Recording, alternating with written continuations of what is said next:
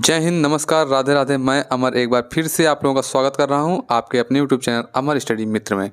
तो फ्रेंड्स, आप लोग को ज्ञात होगा, आप लोग को पता चल गया होगा कि यूपी ट्रिपल एससी का एग्ज़ाम जो कि 6 एवं 7 सितंबर को होना था, उसका एग्ज़ाम सिटी जो था वो आ चुका है। जल्द ही आप लोगों को उसका जो है एडमिट कार्ड भी देखने को मिल जाएगा। तो उसी के सिलसिले में आज हम लोग यूपी ट्रिपल एससी पीटी के लिए ही आज ये क्लास जो है जियोग्राफी का क्लास है और एकदम अच्छा कंटेंट वन लाइनर क्वेश्चन मैं लेकर आया हूँ आप लोगों के लिए।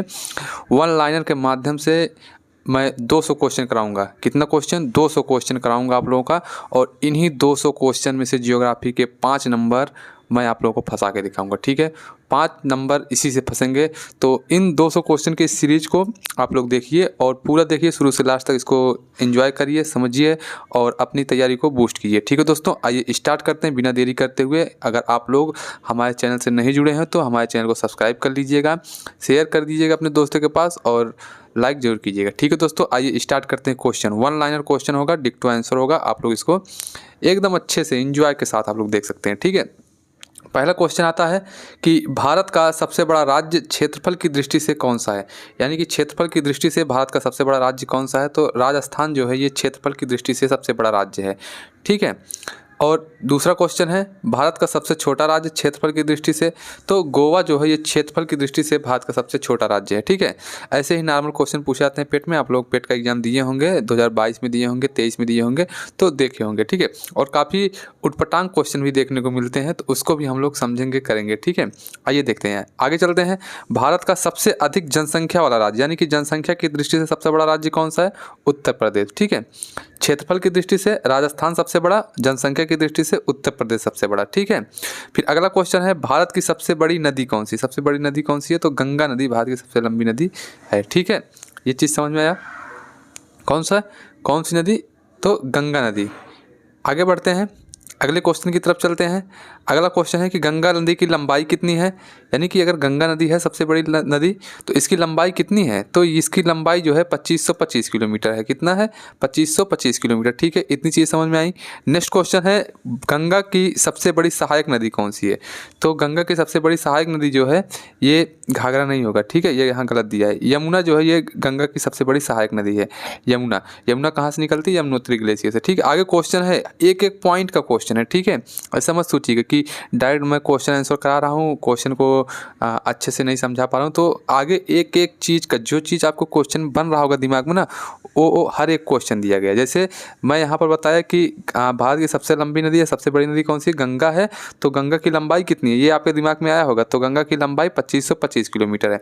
ये भी आया होगा दिमाग में कि गंगा का उद्गम स्थान कहाँ है, तो वो भी आगे मिलेगा। वैसे मैं बता भी दूँ तो गंगोत्री ग्लेशियर से गंगा निकलती है। ठीक है, आगे वो भी मिलेगा। ठीक है, तो गंगा की सबसे लंबी सहायक नदी कौन सी है? तो यमुना सबसे बड़ी सहायक नदी है गंगा की। ठीक है, यमुना नदी का उद्गम स्थल कहाँ है? तो यमुना नदी का उद्गम स्थल कहाँ है? तो यमुनोत्री ग्लेशियर में।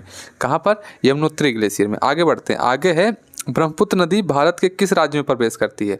तो अरुणाचल प्रदेश में ब्रह्मपुत्र नदी भारत में प्रवेश करती है। इसके पहले ये तिब्बत में सांगपो नदी के नाम से जो है तिब्बत क्षेत्र में ये रहती है ब्रह्मपुत्र नदी। उसके बाद अरुणाचल प्रदेश से जो है ये भारत में प्रवेश करती है। ठीक है, इतना समझ में आया बच्चों। आगे है नर्मदा नदी कहाँ गिरती है, यानी कि नर्मदा नदी अपना मुहाना कहाँ बनाती है? तो अरब सागर में। ये क्वेश्चन काफ़ी बार पूछा गया है कि अरब सागर में गिरने वाली नदियाँ कौन कौन सी है। तो ऐसे में दे देगा अगर नर्मदा नदी, तो आप लोग नर्मदा नदी को टिक करिएगा। ठीक है, इसके अलावा भी कई नदियाँ हैं जो अरब सागर में मुहाना बनाती हैं, तो उसको हम लोग अभी धीरे धीरे ऐसे इसी में क्वेश्चन के माध्यम से देखते रहेंगे। ठीक है, नेक्स्ट क्वेश्चन है गोदावरी नदी को किस नाम से जाना जाता है? किस नाम से गोदावरी नदी को जाना जाता है? तो दक्षिण गंगा।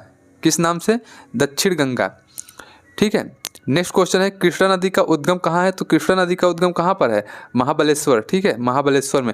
जो गोदावरी नदी है ना, ये प्रायद्वीपीय भारत की सबसे बड़ी नदी है, इसीलिए उसको दक्षिण गंगा कहा जाता है। ठीक है, सबसे बड़ी नदी है, क्योंकि उत्तरी भारत की मतलब पूरे भारत में सबसे बड़ी नदी जो है वो गंगा है, तो गंगा को गंगा कहा ही जाता है। तो उसी तरीके से गोदावरी नदी दक्षिणी भारत की या प्रायद्वीपीय भारत की सबसे बड़ी नदी है, तो इसी नाते उसको दक्षिण की गंगा या दक्षिण गंगा कहते हैं। ठीक है, आगे बढ़ते हैं। कावेरी नदी किस राज्य में सबसे ज़्यादा बहती है? तो कावेरी नदी ये कर्नाटक और तमिलनाडु में सबसे ज़्यादा बहती है। ठीक है, इतना याद रखिएगा। नेक्स्ट है भारत की सबसे बड़ी झील कौन सी है? भारत की सबसे बड़ी झील जो है ये वुलर झील है, और ये मीठे पानी की झील है। कैसी झील है? मीठे पानी की झील है, और कहाँ पर है? तो जम्मू एंड कश्मीर में लोकेटेड है। ठीक है, इतना याद रहेगा। नेक्स्ट है चिल्का झील किस राज्य में है? तो चिल्का झील जो है ये उड़ीसा में, चिल्का झील जो है ये उड़ीसा में है और ये खारे पानी की झील है। ठीक है, देखिए मीठे पानी का जो झील रहता है उसमें जो नदियों के द्वारा उसमें पानी लाया जाता है, इसलिए वो मीठे पानी के झील रहते हैं। और जो खारा पानी का झील रहता है जो चिल्का झील है वहाँ का पानी रुका रहता है। ठीक है, नेक्स्ट है भारत का सबसे ऊंचा पर्वत शिखर कौन सा है? भारत का सबसे ऊंचा पर्वत शिखर कौन सा है? तो कंचनजंगा भारत का सबसे ऊंचा शिखर है। कौन सा? कंचनजंगा। ठीक है, इसमें कई तरह के क्वेश्चन बनते हैं, कई तरह से बच्चे कंफ्यूज हो जाते हैं। ठीक है, तो भारत का सबसे ऊंचा शिखर कौन सा है? कंचनजंगा। K2 या गार्डविन अस्टीन भी दिया रहता है, तो K2 या गार्डविन अस्टीन भी सही होता है। ठीक है, देखिए जो K2 या गार्डविन अस्टीन है ये पीओके वाले एरिया में है। ठीक, ये पीओके वाले एरिया में है। और कंचनजंगा ये भारत में, पूरी तरीके से भारत में है। इस नाते अगर भारत का सबसे ऊंचा पर्वत शिखर पूछा जाता है तो ये क्वेश्चन कभी कभी फंस भी जाता है, आयोग वाले इसमें कन्फ्यूजन करवा देते हैं। दोनों ऑप्शन में दे देंगे, कंचनजंगा भी दे देंगे, K2 भी दे देंगे, तो बच्चे यहाँ पर कन्फ्यूज जाते हैं K2 लगाएं कि कंचनजंगा लगाएं। ठीक है, तो आप लोग K2 लगाइएगा। ठीक है, आगे बढ़ते हैं। आगे है हिमालय की सबसे पुरानी पर्वत कौन सी है? सबसे पुरानी पर्वत तो अरावली पर्वत है। कौन है सबसे पुरानी पर्वत? अरावली पर्वत जो है ये सबसे पुरानी पर्वत है। ठीक है, आगे बढ़ते हैं। आगे है थार मरुस्थल किस राज्य में है? थार का मरुस्थल या थार मरुस्थल किस राज्य में है? तो ये राजस्थान में है। ठीक है, कहाँ पर है? राजस्थान। नेक्स्ट है भारत का सबसे बड़ा पठार। भारत का सबसे बड़ा पठार ये दक्कन ट्रैप या दक्कन का पठार होता है। अगला है नीलगिरी पर्वत कहाँ स्थित है? नीलगिरी पर्वत तमिलनाडु में स्थित है। कहाँ स्थित है? तमिलनाडु में स्थित है। ठीक है, आप लोगों को समझ में आ रहा होगा किस तरीके से हम लोग चल रहे हैं। इसी तरीके से पूरे क्वेश्चन को 200 क्वेश्चन के माध्यम से पूरे जियोग्राफी को वन शॉट, कहने का मतलब है लास्ट टाइम पे एग्जाम के टाइम पे वन शॉट रिवीजन। ठीक है, वन शॉट रिवीजन कर लेंगे, इसके बाद आप लोग एग्जाम में बैठेंगे, गारंटी दे रहा हूँ यार, मतलब पहले से बेहतर ही आप लोग महसूस भी करेंगे। अगर सब ये 200 के 200 क्वेश्चन आप लोग के जुबान पे रट जाएगा तो आप लोग पहले से अच्छा महसूस भी करेंगे, और अगर क्वेश्चन देखने को मिलेगा तो आप लोग कर ले जाएंगे। ठीक है, नेक्स्ट है सतपुड़ा पर्वत कहाँ स्थित है? कौन सा पर्वत? सतपुड़ा पर्वत। सतपुड़ा पर्वत जो है ये मध्य प्रदेश में है। ठीक है, कहाँ पर है? मध्य प्रदेश में। पश्चिमी घाट का दूसरा नाम क्या है? तो पश्चिमी घाट का दूसरा नाम सह्याद्री है। क्या है? सह्याद्री है। ये भी क्वेश्चन बना है कि पश्चिमी घाट का दूसरा नाम क्या है? तो पश्चिमी घाट का दूसरा नाम सह्याद्री है। ठीक है, आगे बढ़ते हैं। आगे है कि पूर्वी घाट तथा पश्चिमी घाट मिलन स्थल कहाँ पर है? पूर्वी घाट और पश्चिमी घाट का मिलन स्थल कहाँ पर है? नीलगिरी पर्वत। ठीक है, जब प्रायद्वीपीय भारत पढ़े थे आप लोग, मैं खुद कराया हूँ आप लोगों को, इंडियन जियोग्राफी में करा चुका हूँ, और जो जीएस सुधा बुक का था उसके बाद मैं जीएस सुधा बुक का वर्ल्ड जियोग्राफी करवा रहा हूँ, तो उसमें मैंने जब पढ़ाया था आप लोगों को इंडियन जियोग्राफी में, तो ये वाला पोर्शन जो था ये पश्चिमी घाट था और ये वाला क्वेश्चन जो था ये पूर्वी घाट था। ये दोनों जहाँ पर मिलते थे, यहाँ पर कौन सा पर्वत था? यहाँ पर नीलगिरी पर्वत था। ठीक है, नेक्स्ट आगे चलते हैं। आगे भारत का सबसे बड़ा राज्य कौन सा है जो समुद्री तट जिसका, मतलब किस राज्य का समुद्री तट भारत में सबसे ज़्यादा है? तो गुजरात राज्य है। कौन सा है? गुजरात का समुद्री तट जो है सबसे बड़ा है। ठीक है, सबसे लंबी तटीय रेखा किस राज्य की? वही क्वेश्चन है, थोड़ा सा अलग लहजे में पूछा गया है, तो गुजरात की सबसे लंबी तटीय रेखा है। ठीक है बच्चों, इतनी चीज़ समझ में आई। आगे है भारत का सबसे बड़ा बंदरगाह। सबसे बड़ा बंदरगाह कौन सा है? तो मुंबई बंदरगाह ये भारत का सबसे बड़ा बंदरगाह है। ठीक है, भारत का सबसे पुराना बंदरगाह कौन सा है? तो कोलकाता बंदरगाह ये जो है ये भारत का सबसे पुराना बंदरगाह है। ठीक है बच्चों, आगे चलते हैं, आगे देखते हैं। तो आगे है भारत का सबसे बड़ा thermal power plant. Thermal power plant कौन सा है? तो सिंगरौली का है। सिंगरौली मध्य प्रदेश में स्थित है भारत का सबसे बड़ा थर्मल पावर प्लांट। ठीक है, आगे बढ़ते हैं। भारत का सबसे बड़ा जल विद्युत परियोजना कौन सा है? तो जल विद्युत परियोजना जो है भारत का सबसे बड़ा ये भागला नांगल बांध परियोजना जो है ये है सबसे बड़ा जल विद्युत परियोजना। भागला नांगल बांध किस नदी पर है? तो ये सतलज नदी पर है। ये भी क्वेश्चन पूछा गया था पिछली बार 2022 वाले पेट में पूछा था कि नागार्जुन सागर बांध किस नदी पर है। तो इस तरीके से बांध से भी क्वेश्चन बनता है। ठीक है, हीराकुंड बांध किस नदी पर है? तो महानदी पर है। ठीक है, याद रखिएगा। टिहरी बांध किस नदी पर है? टिहरी बांध किस नदी पर है? तो टिहरी बांध भागीरथी नदी पर है। ठीक है बच्चों, आगे है सरदार सरोवर बांध। सरदार सरोवर बांध किस नदी पर है? नर्मदा नदी पर। ठीक है, नर्मदा नदी का उद्गम स्थल कहाँ है? तो अमरकंटक में है। कहाँ पर? अमरकंटक की पहाड़ियों से नर्मदा नदी निकलती है। ये क्वेश्चन अभी यूपी SSC PET के द्वारा मेंस एग्जाम हुआ था, या क्या बोलते हैं उसको, जूनियर असिस्टेंट का जो 5512 पद का मेन एग्जाम हुआ था मेंस वाला, उसमें पूछा गया था कि नर्मदा का उद्गम स्थान कहाँ से है? ठीक है, अमरकंटक की पहाड़ियों से। ठीक है बच्चों, इतना याद याद रखिएगा। नेक्स्ट है नागार्जुन सागर बांध, तो ये कहाँ पर है, ये कृष्णा नदी पर है, ठीक है। यही क्वेश्चन पूछा गया था 2022 में जब पहली बार पीटी का एग्जाम हुआ था, तो नागार्जुन सागर बांध किस नदी पर है, ठीक है। 5 ही क्वेश्चन आते हैं जियोग्राफी से। अब देख लीजिए एक क्वेश्चन ऐसा ही नॉर्मल पूछा गया था, ठीक। अगला देखते हैं इंदिरा सागर बांध किस नदी पर है, तो ये भी नर्मदा नदी पर है। कहाँ पर है, नर्मदा नदी पर, ठीक है। ये इतनी चीज़ें आप लोग याद रखिएगा, ठीक है बच्चों। आगे बढ़ते हैं, आगे मेरे दोस्त मैं बता रहा हूँ ना कि आप लोग इसको पूरा करेंगे, पूरा वीडियो देखेंगे तो आप लोग को समझ में आएगा कि नहीं अमर सर कुछ कंटेंट लेकर आए थे हम लोगों के लिए। लास्ट टाइम में हम लोगों ने अच्छा खासा रिवीजन कर लिया, ठीक है। कभी कभी ऐसा हो जाता है, ठीक है, नहीं क्वेश्चन फंस पाए तो हो जाता है, कभी कभार नहीं फंस पाएंगे तो उसके लिए, लेकिन एक प्रकार से ये मतलब मैं अपना अनुमान बता रहा हूँ कि यहाँ से क्वेश्चन ज़रूर आप लोगों को देखने को मिल जाएंगे। मैं काफ़ी मेहनत करके ये सब क्वेश्चन खोजा हूँ, उसके बाद इसको लिखा हूँ, बनाया हूँ, तो ये काफ़ी मेहनत का काम है, ठीक है। आगे देखते हैं फरक्का बैराज किस नदी पर है, तो फरक्का बैराज जो है ये गंगा नदी पर है, ठीक है बच्चों। आगे है अगला, भारत में सबसे अधिक चावल उत्पादक करने वाला राज्य कौन सा, सबसे अधिक चावल उत्पादक कौन सा है, तो पश्चिम बंगाल में सबसे अधिक चावल उत्पादन होता है, ठीक है। पश्चिम बंगाल में सबसे अधिक चावल उत्पादन होता है। और जो लोग पश्चिम बंगाल से होंगे वो लोग जानते भी होंगे, वहाँ पर मछली चावल काफ़ी ज़्यादा फेमस है, ठीक है। नेक्स्ट है भारत में सबसे अधिक गेहूं उत्पादन करने वाला राज्य कौन सा है, तो सबसे ज़्यादा गेहूं उत्पादन करने वाला राज्य उत्तर प्रदेश है। हमारा उत्तर प्रदेश गेहूं और गन्ना दोनों उत्पादन में सबसे ज़्यादा है, ठीक है। कपास का सबसे बड़ा उत्पादक राज्य कौन सा है, तो गुजरात है सबसे बड़ा उत्पादक राज्य कपास का। गन्ने का सबसे बड़ा उत्पादक राज्य कौन है, गन्ने का, तो गन्ने का भी सबसे बड़ा उत्पादक राज्य उत्तर प्रदेश जिसकी राजधानी लखनऊ है और मुख्यमंत्री योगी आदित्यनाथ जी, ठीक है। आगे बढ़ते हैं, आगे है दलहन का सबसे बड़ा उत्पादक राज्य कौन सा है, तो मध्य प्रदेश दलहन का सबसे बड़ा उत्पादक राज्य है, ठीक है। तिलहन का सबसे बड़ा उत्पादक राज्य कौन है, तो ये भी मध्य प्रदेश है। दलहन और तिलहन दोनों का उत्पादन सबसे ज़्यादा उत्पादन कहाँ होता है, तो मध्य प्रदेश में होता है, ठीक है मेरे बच्चों, मेरे प्यारे दोस्तों। तो इतना चीज़ समझ में आया, ठीक है। आगे बढ़ते हैं, आगे चाय का सबसे बड़ा उत्पादक राज्य कौन सा है, तो असम जो है ये चाय का सबसे बड़ा उत्पादक राज्य है, ठीक है। यहाँ पर चाय का सबसे ज़्यादा उत्पादन होता है, ठीक है। आगे बढ़ते हैं, आगे है कॉफ़ी का सबसे बड़ा उत्पादक राज्य कौन सा है, तो कॉफ़ी का सबसे बड़ा उत्पादक राज्य कर्नाटक है, ठीक है। कर्नाटक हो गया। भारत का मसालों का बगीचा किसे कहा जाता है, ये क्वेश्चन पूछा जा सकता है, मसालों का बगीचा किसे कहा जाता है, तो केरल को जो है ये भारत का मसालों का बगीचा कहा जाता है। किसको कहा जाता है, केरल को। केरल में ही जो है पुर्तगालियों ने अपनी पहली कंपनी लगाई थी, ये भी आप लोगों को पता होगा, ठीक है। आगे बढ़ते हैं, भारत में सबसे ज़्यादा सोना कहाँ पाया जाता है, सोना कहाँ पाया जाता है, तो सोना सबसे ज़्यादा कहाँ पाया जाता है, कोलार की खान में, ठीक है। सोना कहाँ पाया जाता है, कोलार की खान में और हट्टी की खान में, दो ही जगह सोना पाया जाता है, कोलार और हट्टी, ठीक है। तो याद रखिएगा कोलार कहाँ है, कर्नाटक। केजीएफ मूवी देखें आप लोग ना, वही वाला जो कोलार है, ठीक है, वही वाला कोलार जो है वहीं पर सबसे ज़्यादा सोना पाया जाता है। इसको याद रखिएगा, केजीएफ वाली मूवी से याद रखिएगा, ठीक है बच्चों। आगे है लौह अयस्क का सबसे बड़ा उत्पादक राज्य, तो लौह अयस्क का सबसे बड़ा उत्पादक राज्य जो है उड़ीसा है। इसके बाद कोयले का सबसे बड़ा उत्पादक राज्य, तो कोयले का सबसे बड़ा उत्पादक राज्य झारखंड है, ठीक है। इतनी चीज़ समझ में आई। आगे बढ़ते हैं, बॉक्साइट का सबसे बड़ा उत्पादक राज्य उड़ीसा।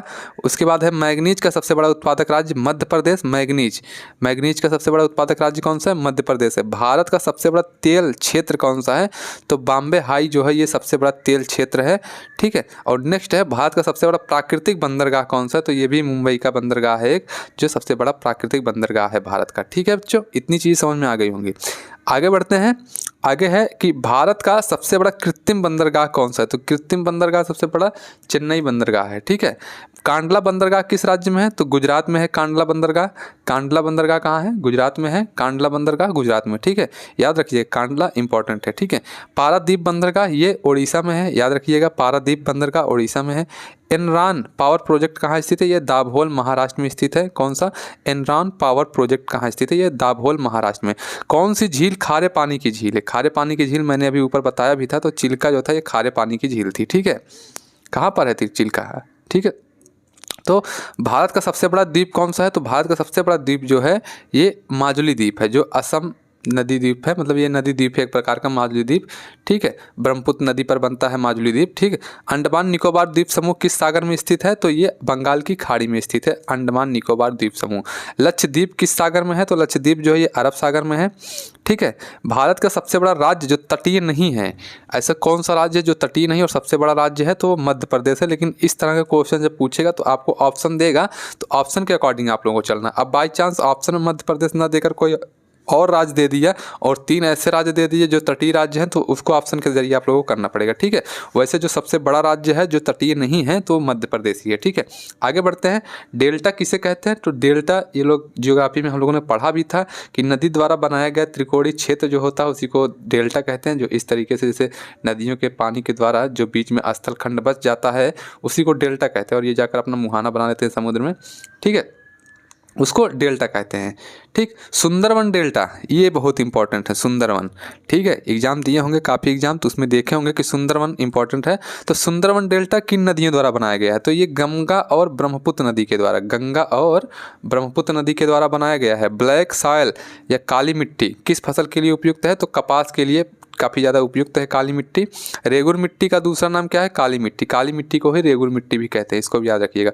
और ब्लैक सॉइल दिया रहा है या काली मिट्टी दिया रहा है तो ये सबसे ज़्यादा कपास के लिए उपयोगी होता है। ठीक है, लाल मिट्टी अधिकतर कहाँ पाई जाती है? तो लाल मिट्टी जो है ये दक्षिण भारत में सबसे ज़्यादा पाई जाती है। ठीक है, दक्षिण भारत में लाल मिट्टी सबसे ज़्यादा पाई जाती है। आगे चलते हैं, आगे है जलोढ़ मिट्टी सबसे अधिक कहाँ पाई जाती है? तो जलोढ़ मिट्टी जो है ये उत्तर भारत में पाई जाती है, जलोढ़ मिट्टी। और जलोढ़ मिट्टी जो होती है ना ये सबसे ज़्यादा उपजाऊ होती है, इसीलिए उत्तर भारत का जो मैदान है वो सबसे ज़्यादा उपजाऊ क्षेत्र माना जाता है। लवड़ी मिट्टी सबसे ज़्यादा कहाँ पाई जाती है? तो ये गुजरात में पाई जाती है। और भारत में मानसून कब आता है? तो जून से सितंबर में भारत में मानसून आता है। कब आता है? जून से सितंबर में। अब यहाँ से थोड़ा सा क्लाइमेटोलॉजी का क्वेश्चन है, इसको भी आप लोग समझते हुए चलिए। ठीक है, आप लोग यहाँ तक वीडियो में बने रहे इसके लिए धन्यवाद। अभी आगे भी वीडियो में काफ़ी ज़्यादा चीज़ें आप लोग को देखने को मिलेंगी, समझने को मिलेगा, पढ़ने को मिलेगा। ठीक है, पूरा वीडियो देखिए मेरे भाई, पूरा वीडियो देखेंगे तो आप लोग का जियोग्राफी का रिवीजन हो जाएगा। फास्ट रिवीजन है, अच्छा खासा आप लोग पढ़े भी हैं, मेरे साथ भी पढ़े हैं, GS सुधा बुक को भी पूरा पढ़े हैं, तो यहाँ से रिवीजन हो जाएगा और पेट के एग्जाम में आप लोग धुआं उड़ा के आएंगे। ठीक है, नेक्स्ट क्वेश्चन है कि भारत में दक्षिण पश्चिम मानसून वर्षा लाता है और ये कब लाता है? जो दक्षिण पश्चिम मानसून भारत में आता है ये वर्षा कराता है, ये जून व सितंबर में आता है। ठीक है, जून से सितंबर तक दक्षिण पश्चिम मानसून के द्वारा भारत में वर्षा होती है। ठीक है मेरे भाई, आगे बढ़ते हैं। उत्तर पूर्व मानसून कब सक्रिय होता है? उत्तर पूर्व मानसून कब सक्रिय होता है? तो अक्टूबर व दिसंबर में ये होता है, उत्तर पूर्वी मानसून सक्रिय होता है। ठीक है, जब जो अक्टूबर और दिसंबर में जो बरसात होती है वो किसके द्वारा होता है? तो वो उत्तर पूर्वी मानसून के द्वारा होता है। ठीक है, इतना चीज़ समझ गए। ठीक है, आगे चलते हैं। चेन्नई को सबसे अधिक वर्षा किससे मिलती है? तो चेन्नई को सबसे अधिक वर्षा जो है उत्तर पूर्व मानसून के द्वारा मिलती है, उत्तर पूर्व मानसून के द्वारा। ठीक है, सबसे अधिक वार्षिक वर्षा भारत में कहाँ होती है? तो मासिनराम में होती है, मासिनराम मेघालय। ठीक है, चेरापूंजी मासिनराम मेघालय, ये यहाँ पर सबसे अधिक वर्षा होती है। मासिनराम या फिर चेरापूंजी एक ही देगा ऑप्शन में, या मासिनराम देता है तो उसको लगाइएगा, चेरापूंजी देगा तो उसको लगाइएगा। ठीक है, आगे बढ़ते हैं। सबसे कम वर्षा कहाँ होता है भारत में? तो ये जैसलमेर लद्दाख में होता है सबसे कम वर्षा। ठीक है, आगे बढ़ते हैं। आगे है भारत में औसत वार्षिक वर्षा कितनी है? तो भारत में लगभग 120 सेंटीमीटर औसत वार्षिक वर्षा है। ठीक है, हिमालय का निर्माण किस प्रक्रिया से हुआ है? ये क्वेश्चन है, अच्छा खासा क्वेश्चन है। हिमालय का निर्माण किस प्रक्रिया से हुआ है? तो प्लेट विवर्तनिकी सिद्धांत से हुआ है, 2 प्लेटों के टकराव से, यानी कि यूरेशियन प्लेट और इंडियन प्लेट, इन दोनों के टकराव से जो है हिमालय का निर्माण हुआ है। ठीक है, आप लोग अभी हम लोगों ने पढ़ा है यार, वर्ल्ड जियोग्राफी में हम लोगों ने किस तरीके से पर्वतों का निर्माण होता है उसको हम लोगों ने पढ़ा है। ठीक है, तो आप लोग वहाँ से भी जाके पढ़ लीजिएगा। यहाँ इतना याद रखिएगा कि हिमालय का निर्माण जो है ये इंडियन और यूरेशियन प्लेट के टकराव से हुआ है, जिसको प्लेट विवर्तनिकी का सिद्धांत भी कहते हैं। ठीक है, आगे बढ़ते हैं। आगे है अरावली पर्वत की उम्र कितनी है? तो ये सबसे पुराना है, यानी कि सबसे प्राचीन है अरावली पर्वत। ठीक है, ऐसे ही पूछेगा सबसे प्राचीन पर्वत श्रृंखला कौन सी है, सबसे प्राचीन पर्वत कौन सा है? तो अरावली पर्वत आप लोग लगाएंगे। ठीक है, भारत का सबसे बड़ा राष्ट्रीय उद्यान, तो हेमिस राष्ट्रीय उद्यान जो कि लद्दाख में है, ये भारत का सबसे बड़ा राष्ट्रीय उद्यान है। जिम कॉर्बेट राष्ट्रीय उद्यान जो है ये उत्तराखंड में है, जिसका जिम कॉर्बेट राष्ट्रीय उद्यान जो था, जिम कॉर्बेट नेशनल पार्क, इसी का नाम राजा जी नेशनल पार्क हो गया। क्या हो गया? शायद पुराना नाम इसका राजा जी नेशनल पार्क था। हाँ, इसका पुराना नाम जो था ये राजा जी नेशनल पार्क था, अब इसका नाम जिम कॉर्बेट नेशनल पार्क हो गया है। ठीक है, आगे बढ़ते हैं। काजीरंगा उद्यान, काजीरंगा उद्यान है, काजीरंगा नेशनल पार्क जो है ये किसके लिए प्रसिद्ध है? तो एक सींग गैंडे के लिए प्रसिद्ध है काजीरंगा वाला। ठीक है, गिर राष्ट्रीय उद्यान ये कहाँ पर है? गुजरात में है, एशियाई शेर के लिए प्रसिद्ध है। गिर राष्ट्रीय उद्यान गुजरात का है, ये एशियाई शेर के लिए प्रसिद्ध है। सुंदरवन राष्ट्रीय उद्यान ये किसके लिए प्रसिद्ध है? तो ये बंगाल टाइगर के लिए है, पश्चिम बंगाल में ये। ठीक है, बंगाल टाइगर के लिए ये प्रसिद्ध है। ठीक है, केवलादेव राष्ट्रीय उद्यान, केवलादेव ये साइबेरियन सारस के लिए, ये राजस्थान में है। ठीक है, केवलादेव रणथंभौर ये दोनों राजस्थान में है, याद रखिएगा मेरे भाई। आप लोग को डिक्टो इसको याद रखना पड़ेगा। याद रखेंगे ना, जितना आप लोग पढ़ेंगे, अपने आप को जितना रगड़ेंगे, उतने ही बेहतर तैयारी होगी। ठीक है, तो केवलादेव घाना राष्ट्रीय उद्यान ये भी राजस्थान में है, रणथंभौर राष्ट्रीय उद्यान ये भी राजस्थान में है। ठीक है, अगला क्वेश्चन है, भारत का सबसे पहला जैव मंडल रिजर्व कौन सा है? तो ये नीलगिरी है। ठीक है, कौन सा है? नीलगिरी है। नेक्स्ट है, भारत का सबसे बड़ा जीव मंडल रिजर्व कौन सा है? तो ये सुंदरवन है। ठीक है, ये सबसे बड़ा है। विश्व का सबसे बड़ा डेल्टा कौन सा है? तो ये सुंदरवन डेल्टा है। ठीक है, देखिए कौन सा है? सुंदरवन डेल्टा विश्व का सबसे बड़ा डेल्टा है। आगे बढ़ते हैं, आगे है, भारत में ड्रिप सिंचाई किस राज्य में सबसे पहले हुई थी? तो महाराष्ट्र में सबसे पहले ड्रिप सिंचाई हुई थी। ठीक है, भारत में सबसे बड़ा सिंचाई नहर तंत्र कौन सा है?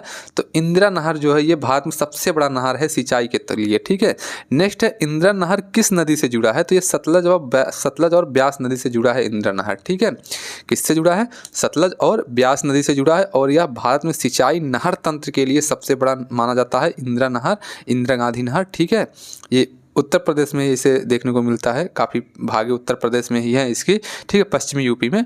ठीक, आगे बढ़ते हैं, गंगा की सबसे पश्चिमी सहायक नदी कौन सी है? तो यमुना है।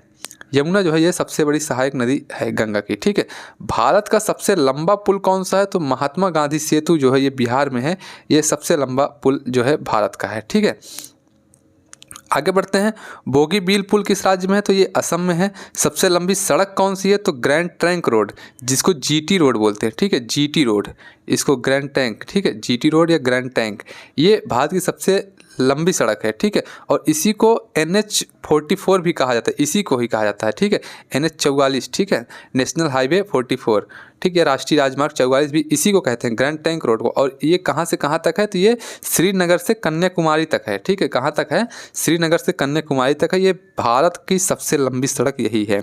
ठीक है, अगर आपको ग्रैंड टैंक दिया ऑप्शन में तो ग्रैंड टैंक रोड लगाएंगे, अगर आपको राष्ट्रीय राजमार्ग 44 दिया है तो इसको लगाएंगे। ठीक है, और ग्रैंड टैंक रोड के निर्माण किसने करवाया था पता है आप लोगों को? शेरशाह सूरी। ठीक है, इसको भी याद रखिएगा। आगे बढ़ते हैं, आगे है मेरे भाई कि गोल्डन क्वाड्रिलेटरल, ठीक है, किन 4 नगरों को जोड़ता है? इसका मतलब समझ रहे हैं? स्वर्णिम चतुर्भुज, स्वर्णिम चतुर्भुज, क्या स्वर्णिम चतुर्भुज किन 4 नगरों को जोड़ता है? तो दिल्ली, मुंबई, चेन्नई, कोलकाता। ठीक है, ये स्वर्णिम चतुर्भुज ये सड़क व्यवस्था से ही संबंधित है, यानी कि दिल्ली, मुंबई, चेन्नई, कोलकाता। ये जैसे मुंबई से दिल्ली से चेन्नई को जोड़ता है, फिर मुंबई से कोलकाता को जोड़ता है, ऐसे सड़क बनाए गए हैं, स्वर्णिम चतुर्भुज कहा जाता है उसको, यही है। ठीक है, आगे बढ़ते हैं, आगे है उत्तर भारत का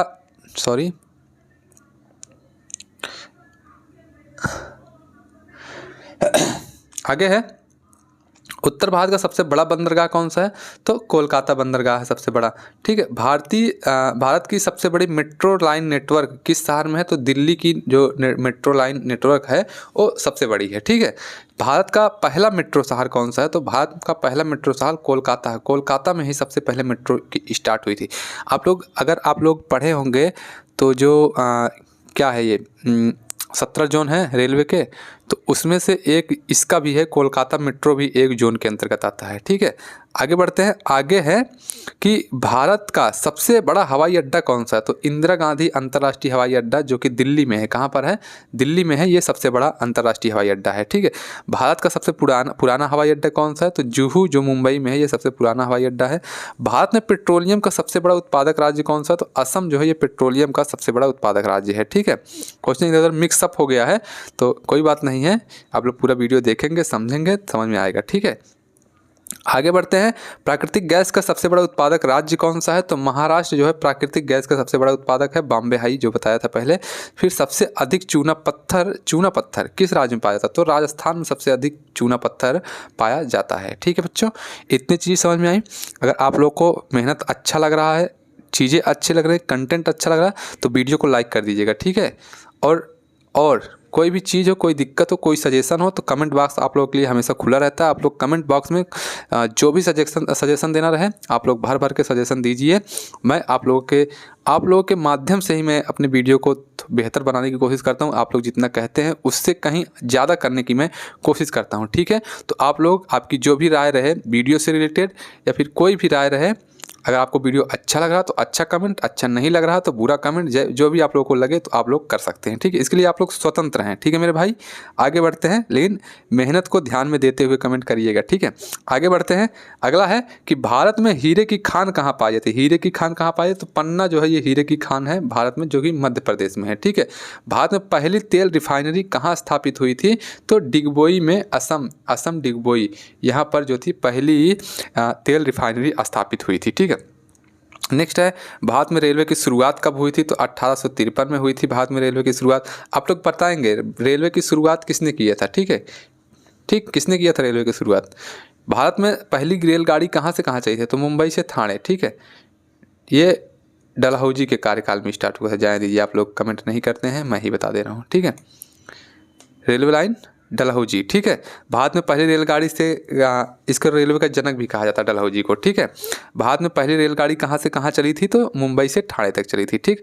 भारत में सबसे बड़ा रेल मार्ग कौन सा है? तो दिल्ली से कोलकाता का जो रेल मार्ग है ये सबसे बड़ा रेल मार्ग है।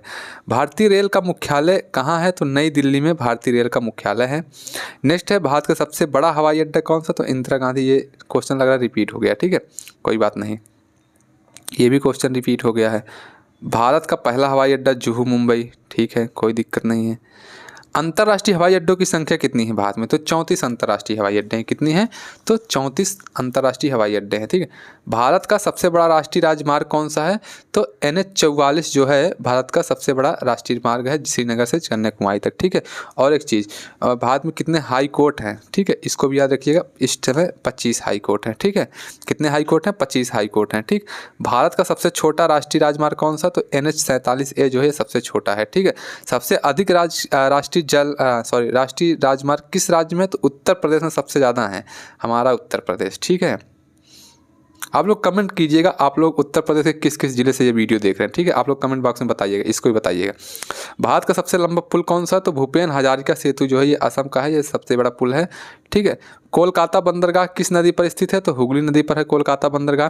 पारादीप बंदरगाह उड़ीसा में है। कांडला बंदरगाह गुजरात में है। तूतीकोइन बंदरगाह तमिलनाडु में, ठीक है। इंपॉर्टेंट है इसीलिए रिपीट हो गया है, ठीक। इसको आप लोग, ठीक।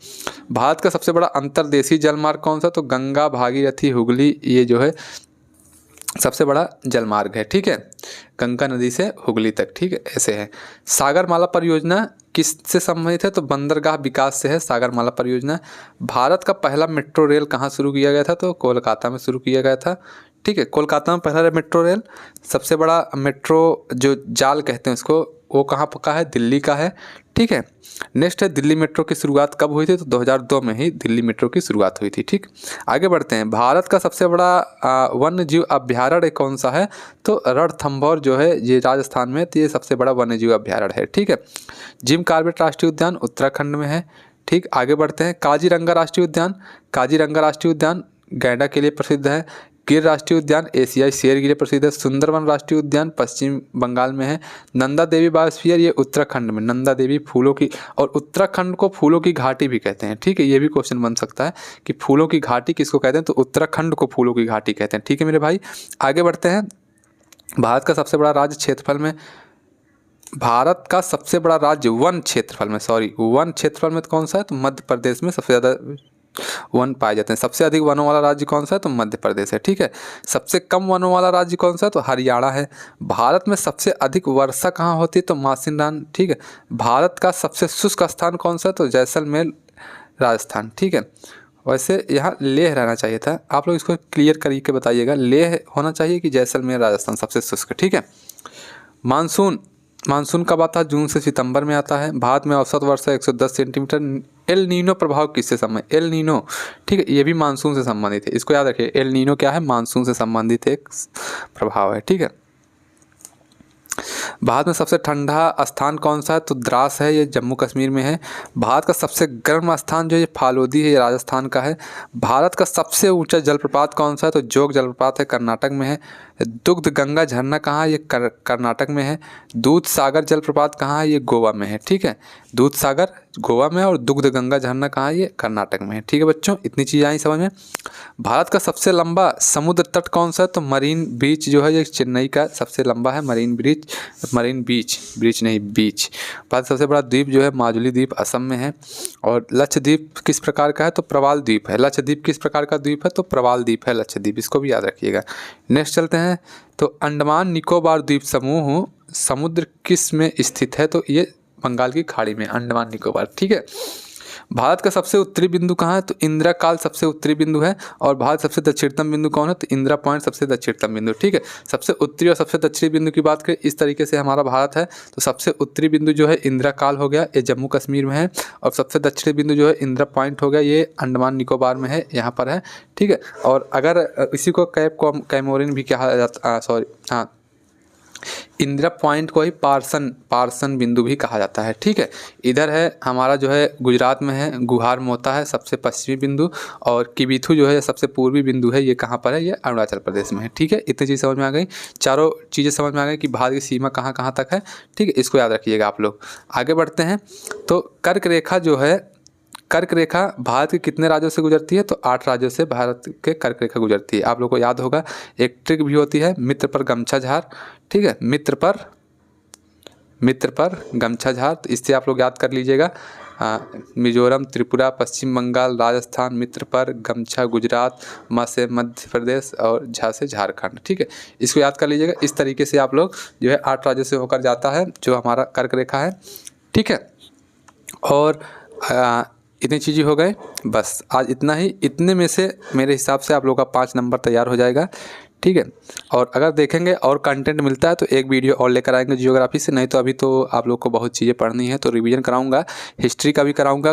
कल आप लोगों के लिए एक हिस्ट्री की भी क्लास आएगी जिसमें 200 क्वेश्चन रहेंगे। और 200 क्वेश्चन जो इंडियन नेशनल मूवमेंट है, तो उसी से 200 क्वेश्चन मैं करवा देता हूँ। उसके बाद 5 नंबर वहाँ से तैयार हो जाएगा। फिर बचा रहेगा जो उसमें जो बौद्ध धर्म, जैन धर्म और सब सिस्टम है जो सिलेबस में दिया गया है, उससे भी मैं लगभग 100-200 क्वेश्चन उससे भी करवा दूँगा। ठीक है, इस तरीके से एक एक सब्जेक्ट का मैं ऐसे ही फास्ट रिवीजन करवा दूँगा। आप लोग देखिए उसको और शेयर कीजिए अपने दोस्तों के पास ज़्यादा से ज़्यादा, और लाइक कर दीजिएगा भाई। और जो लोग नए आए हो ना, वो लोग सब्सक्राइब कर दीजिएगा, सपोर्ट कीजिएगा। और जो भी सजेशन रहे कमेंट बॉक्स में आप लोग दीजिएगा। सजेशन के लिए मैं हमेशा कुछ न कुछ सीखने के लिए तत्पर रहता हूँ। आप लोगों के जरिए आप लोग जो भी सुझाव देते हैं उसके माध्यम से मैं खुद अपने आप में सुधार करने की कोशिश करता हूँ, सीखने की कोशिश करता हूँ आप लोगों से। ठीक है दोस्तों, मिलेंगे कल, तब तक के लिए बाय बाय और ध्यान रखिएगा अपना। मिलेंगे, ठीक है। और